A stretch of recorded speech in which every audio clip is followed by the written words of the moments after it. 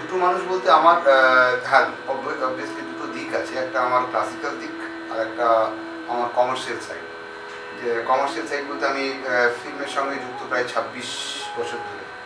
তো সেটা করতে গিয়ে আমি বিভিন্ন ধরনের যন্ত্র সেখানে ব্যবহার করি। সেটা মোরাললেস বোধহয় around 100 kinds of different instruments আমি পাই সেখানে। আর প্রোগ্রাম বা লাইভ যেখানে হয় সেটা মূলত আমার মেইন ইনস্ট্রুমেন্ট হচ্ছে আমার সঙ্গেই রয়েছে, সেটা হচ্ছে ঘাটাম। এখন আমাকে বেশি লোকে চেনে এই ইনস্ট্রুমেন্টটার জন্য, কিন্তু এটা ছাড়াও আমি আরও বিভিন্ন ধরনের যন্ত্র পাই। সেদিক থেকে নিঃসন্দেহে দুটো পার্সোনালিটি তো আলাদা বটে। অনুপ্রাণিত বলতে আমি যেহেতু যেটা আগেই বললাম যে আমি ফিল্ম মিউজিকের সঙ্গে অনেকদিন ধরে যুক্ত, তো সেটা করতে গিয়ে আমার বিভিন্ন সময় মনে হয়েছিল যে কিছু কিছু মিউজিক আমার মনে হচ্ছিল যে না, এগুলো যদি একটু অন্যভাবে হয়, কিন্তু কীভাবে হয় এই ধারণাটা আমার কখনোই ছিল না। তো শক্তির একটা প্রোগ্রাম যেটা টিভিতে এসেছিল সেটা দেখার পরে আমি দেখলাম এই যন্ত্রটা, এরকম একটা যন্ত্র, একটা সিম্পল একটা মাটির কলসি বা যেটাকে ওরা ঘাটাম বলছে, সেই যন্ত্রটা দিয়ে যে এত কিছু করা যায় সেটা আমার ওইখানে দেখার পরেই এই ধারণাটা হয়। এবং তখন আমি ঠিক করি যে এই যন্ত্রটা আমি শিখতে যাব।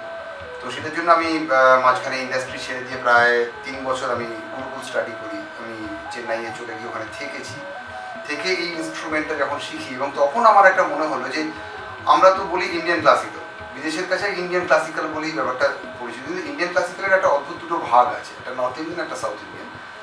এবং আমার এটা একটা অদ্ভুত স্বপ্ন ছিল যে নর্থ ইন্ডিয়ান মিউজিকেতে সবসময় পারকাশন, মেইন পারকাশন বলতে সবসময় তবলাকেই ধরা হয়, ওয়ারাজ সাউথ ইন্ডিয়ান মিউজিকেতে পারকাশন বলতে 4টে পারকাশনকে ধরা হয়, মৃদাঙ্গম, ঘাটাম, খাঞ্জিরা, মৌসিম, 4টেই ক্লাসিক্যাল ইনস্ট্রুমেন্ট।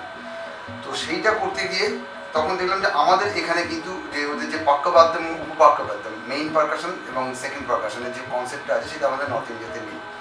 তো সেইখান থেকে আমার এই চিন্তাটা শুরু। সেখান থেকে আমি এই যন্ত্রটাকে ক্রমশ চেষ্টা করছি উত্তর ভারতীয় সঙ্গীতের সঙ্গে আরও কীভাবে এটাকে জেল করা যায়। প্রথমত হচ্ছে আমি একদম মিউজিক ফ্যামিলি থেকে বিলং করি না। আমার মিউজিকের ফ্যামিলিতে কোনো মিউজিকের হিস্ট্রি নেই। আমি ফার্স্ট জেনারেশন মিউজিশিয়ান, এবং পুরো চিন্তাটাই আমি যেটা করছি, প্রত্যেক দিন দেখছি, শিখছি, সেটাকেই আমি এগিয়ে নিয়ে যাচ্ছি। ওটা তো প্রথম অ্যালবাম, ওটা করেছিলাম ওখানে একটা অদ্ভুত সব এক্সপেরিমেন্টাল কাজ করেছিলাম, যে এখানে ছুরি, কাঁচি, হাঁড়ি, কড়া এইসব দিয়ে নানা রকম একটা এক্সপেরিমেন্ট করেছিলাম। হ্যাঁ, নিঃসন্দেহে এটা দারুণ অনুভূতি। এবং প্রসঙ্গক্রমে জানিয়ে রাখি যে আমার রিসেন্টলি একটা সোলো অ্যালবাম বেরিয়েছে, সেটা বিহান মিউজিক থেকে। এটার নাম হচ্ছে এলিমেন্ট স্পিক্স। এটা আমাদের যে 5টা এলিমেন্ট, ক্ষিতি, অব, তেজ, মরুদ্গম, এই যে এলিমেন্টগুলোকে আমরা বলি, এই এলিমেন্টগুলোকে আমি আমার যন্ত্রের মাধ্যমে দেখানোর চেষ্টা করেছি। এবং সেকেন্ড আরেকটা অ্যালবাম আমাদের ডুয়েট আসছে পণ্ডিত রূপক কুলকার্নি এবং আমার, সেটা টাইমস মিউজিক থেকে। সেটা আশা করি জুলাই আগস্টে ওটা রিলিজ করবো, রিসেন্টলি কন্ট্রাক্ট সাইন করেছি। যোগাযোগ বলতে, যেহেতু আমি এতদিন ধরে ফিল্ম ইন্ডাস্ট্রিতে কাজ করি, তো ওখানে মেইন পারকাশনের সেকশনটা দেখতেন বাবুয়াদাই বলেন যে এরকম একটা ইনস্ট্রুমেন্টের ডিম্যান্ড আছে। তো আমি প্রথমে যেরকম হয় যে আমি আবার এই ধরনের কন্টিনিউ শো করবো না, এরকম একটা প্ল্যানিং ছিল। তো বাবুয়াদা মেইনলি আমাকে খুব প্রেশার দেন যে এটা তো হয় তোকে করতে হবে, নইলে এই সাবজেক্টটা আর বাজাবে কেউ বাজবে না। তো আমি দেখলাম এটা আমার কাছে একটা ভালো একদিক থেকে অপরচুনিটি, কারণ যে আমি যে যন্ত্রগুলো আদার দ্যান ঘাটাম তো নিশ্চয়ই রয়েছে, ঘাটামের সঙ্গে আরও যে যন্ত্রগুলো নিয়ে আমি কাজ করি সেইগুলো তো খুব একটা এখানে পরিচিত নয়। তো আমি পরে ভেবে দেখলাম যে না, এটা আমার একটা ভালো প্ল্যাটফর্ম, আমি এখানে দেখাতে পারি এই এতগুলো যন্ত্র এইভাবে ইউজ হয়। তো সেইখান থেকেই আমার এইটা করতে যাওয়া। এবং তারপরে ওখানে ওদের সঙ্গে প্রত্যেকের সঙ্গে একটা খুব ভালো পরিচয় হয়, এবং তখন আস্তে আস্তে নতুন ওরা জানতে চাই, যেহেতু আমার একটা এক্সপেরিমেন্ট করার সবসময় কন্টিনিউয়াস চেষ্টা আছে। ওরা তখন নানা রকমভাবে প্ল্যানিং নিয়ে আসে যে যদি এই গানটাকে একটু এরকমভাবে করা যায়, এরকমভাবে। তখন আমি ওদের প্ল্যানগুলো বলতে থাকি যে আমি এইভাবে করতে পারি। তো এটা একটা বেশ মজার অভিজ্ঞতা। আর পাশে এটা একটা মজার বিষয়, সেটা হচ্ছে যে আমি গান বাজনায় এসেছি অনেক পরে। আমি মূলত একজন স্পোর্টসম্যান। আমি স্পোর্টস কাউন্সিল থেকে পাশ করা একজন খোখোর কোচ।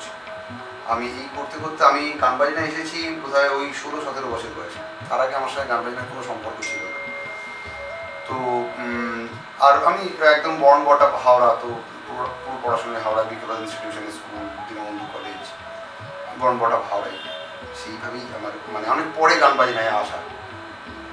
হ্যাঁ, আমি কন্টিনিউয়াসলি আমি মানে আমার হাতে যাই পরে আমি সেটা থেকে একটা আওয়াজ বার করার একটা সব কন্টিনিউয়াস এই চেষ্টাটা আমার আছে যে আমি যেরকম ওই সারেগামাপার প্রসঙ্গতেই এসে গেল যে ওরা বলেছিল এটা গান করেছিল গাড়ি চলে না চলে না, তো আমাকে এসে বললাম হ্যাঁ আমি গাড়ির পার্টস দিয়ে, আমি কোনো ইনস্ট্রুমেন্ট ইউজ করবো না, পুরোটাই গাড়ির পার্টস দিয়ে করবো।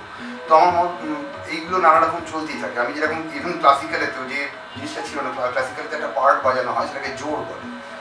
তো আমি প্রথম এটাকে করলাম যে জোরটাকে তাল পাড়ান্তের অঙ্গ, যেটা অ্যাকচুয়ালি ধ্রুপদের অঙ্গ, সেই ধ্রুপদের অঙ্গটাকে এখানে ইন্ট্রোডিউস করলাম উইথ ঘাটাম, পাখোয়াজ নয় কিন্তু ধ্রুপদে পাখোয়াজ বাজে, পাখোয়াজের বদলে ঘাটামকে ইন্ট্রোডিউস করে জোর পোর্শনটাকে আমি একটা চেঞ্জ করলাম। তো আমি কন্টিনিউয়াস এইরকম কিছু, যেমন আমি মেবি আমার আগে কেউ চেষ্টা করেনি ঘাটামের পেশকার। পেশকার হচ্ছে একদম পিওরলি নর্থ ইন্ডিয়ান একটা কনসেপ্ট, যেটা কোনোদিন কোনো সাউথ ইন্ডিয়ান মিউজিকে বাজেইনি, সেটা আমি প্রথম দেখাই যে হ্যাঁ ঘাটামে এই পেশকার বাজানো সম্ভব। তো আমি কন্টিনিউয়াস এর মধ্যেই থাকি, আমার এটা করতেই ভালো লাগে। আমার নিজের যে জন্যই বললাম যে আমার নিজেকেই মাঝে মধ্যে পাগল মনে হয়।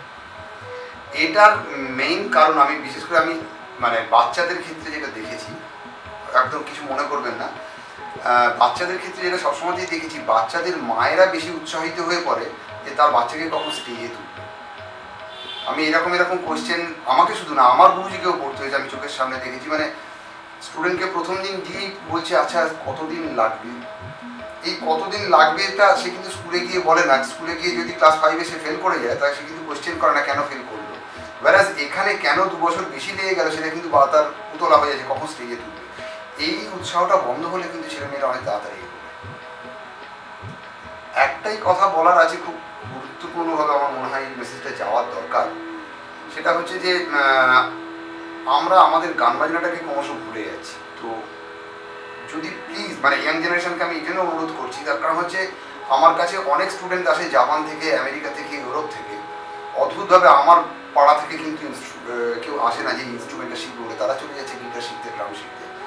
অথচ মানে আমি একদম ধরে ধরে বলতে পারি যে ড্রামসে একটা অনেক ড্রাম প্লেয়ার জানেন যে টেক 5 বলে একটা প্যাটার্ন বাজানো হয়, সেটা পিওরলি একটা ইন্ডিয়ান কনসেপ্ট। কারণ 5-এর ছন্দ কোনোদিন বিদেশিরা জানতো না, 5-এর ছন্দটা আমাদের থেকে ধার করা। এরকম অনেক ছন্দ, অনেক সুর, অনেক কিছু আমাদের দেশ থেকে ওই দেশে আমাদের কিন্তু ওদের থেকে ধার করতে হয়নি।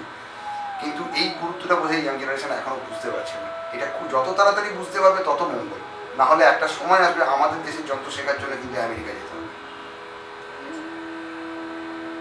এই ওয়েব পোর্টালটার যে উদ্দেশ্যটা, এটা আমার এত ভালো লেগেছে যে এই আমাদের সংস্কৃতি, আমাদের কাজগুলোকে নিয়ে, কারণ যেহেতু ওয়েব নিয়ে একটা কাজ হচ্ছে এবং ইদানিং তো ম্যাগাজিনও হচ্ছে, তো ওয়েব পোর্টালে বিশেষ করে আমি তো নিজে বলবো ওয়েব পোর্টালটাকে আমি খুব সাপোর্ট করি। কারণ যে কোনো পৃথিবীর যে কোনো প্রান্ত থেকে ক্লিক করে সেই লোকটা সম্বন্ধে জানা যায়। এবং এই যে আমাদের দেশের বিভিন্ন জানা অজানা নানা রকম মিউজিক নিয়ে লাফালাফি যে কাজটা করছে, এইটা যত বাড়বে তত আনন্দ, এবং সারা পৃথিবী জানতে পারছে যে আমাদের দেশে, আমাদের বাংলায় কী কী ধরনের ট্যালেন্ট এখনো লুকিয়ে আছে। এর জন্য লাফালাফিকে অসংখ্য ধন্যবাদ।